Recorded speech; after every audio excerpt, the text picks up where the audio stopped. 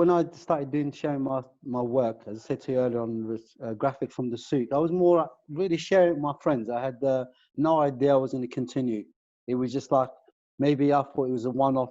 I didn't even, as I said, I didn't even see it as art. It was about sharing this work with friends. But what happened, I ended up having an opportunity to show it in Morocco in the gallery. And, I had press, and they sold a few pieces of work. And then I had a situation of a very famous Italian singer, God bless him, called Pino Daniele, who I didn't know at that point in time. He came and bought one of my work and invited me to have lunch. He was in Marrakesh, which I did. And then about 6 months later, he called me up and he said, "Look, I really want to use your album, your work for my album cover." And I said, "Yes, please." So anyway, he did this, and then on his album release, he invited me to come to Rome, and he did this special pack, 175 boxes with the CD, with the print, and he asked me if I can sign them. Wow. So he put me in a nice hotel, and this is the year after I've been showing. And that point of time, as I was signing, I was like, "Well, this is boring." It's like, 175 times. And then I started to analyze it, and I was like to myself, well, maybe I should give this a chance. I don't know what's inside me. I have all these photographs I've been taking, I've never shown. I'm doing this. So that was the kind of time where I decided to really, I suppose, give it full time and challenge myself to see if it's just a one-off thing. Because sometimes you can have a hit of a body of work and nothing afterwards.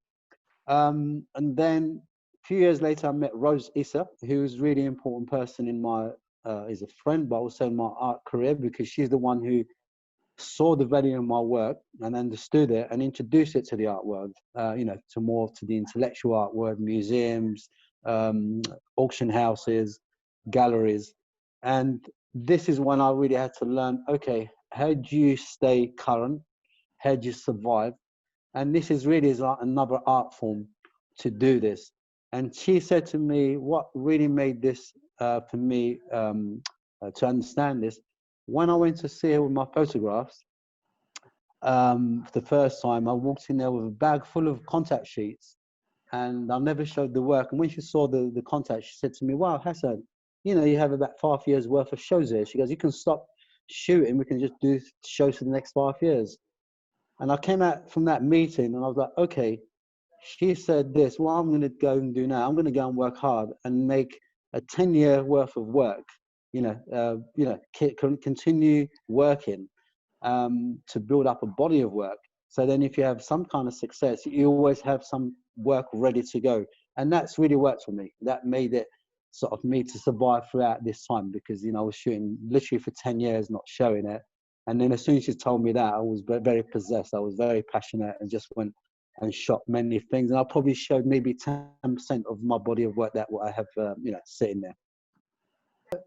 It's hard work. It hasn't been easy. There's moments, I mean, it's, financially, it's like a roller coaster ride. You have to, as I say, for me, that was an art form. Had to, okay, I'm in this game now. Hip hop helped me in the thing, about see how people sample a song, recreate another song, and stay, long term. So it was using, I suppose, a street code of survival kit with, the galleries and museums and the intellectuals, and trying to make this long lasting. And for me, I've been lucky because I was jumping from photography to, I can do a t-shirt and I can get away with it. I can design a chair and I can get away with it. Later on, it became stronger for me in the sense of, it was very hard at the beginning to show, it was not accepted in any places. And all of a sudden, there was the Middle Eastern art coming up globally. So I was, lots of group shows. And then there was like the African group shows. I was mixing in that as well. And then in Europe and the West, I was getting group shows. So all of a sudden, I had these different avenues I can jump from one to the other, where sometimes an artist, if they're from London, they might not be able to be in the African group show or the Arab group show. But to get to that point, it was a lot of hard work and being persistent and, meeting the right people, the right time, and with the right show. So it's, I always remember an interview with Red Hot Chili Peppers. You know, because I remember seeing their name in 1989 in London in one of the venues, and it always stuck in my mind. I became a following. And I think late 90s or early 2000, they had the big hit of their Traps in One album that became very popular globally. And I remember seeing him on an interview, a TV interview, and the interviewer said, "Oh, you know, this is great. You know, had this big success globally.